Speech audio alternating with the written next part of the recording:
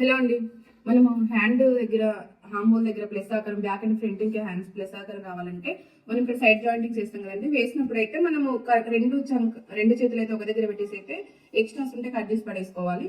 పడేసిన తర్వాత మనం ఫిట్టింగ్ పెట్టేటప్పుడు చూసుకోవాలి, ఇక్కడ కరెక్ట్ కలుస్తున్నాయా లేదనైతే చూసుకోవాలి. ఇలా కరెక్ట్ కలిసినప్పుడు ఇలా ఫిట్టింగ్ పెట్టేసుకోవాలి. లేదంటే కొంచెం ఎక్స్ట్రా ఉంటే మాత్రం మనం విప్పి సెట్ చేసుకోవాలి. అలా అయితే కరెక్ట్ ఫిట్టింగ్ వచ్చేస్తుంది.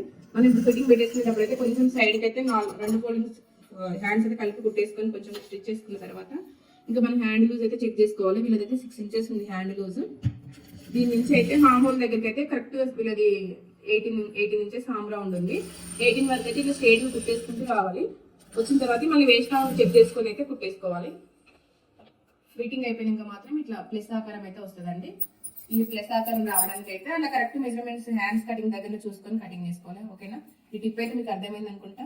లైక్ చేయండి, షేర్ చేయండి, కామెంట్ చేయండి. థ్యాంక్స్ అండి.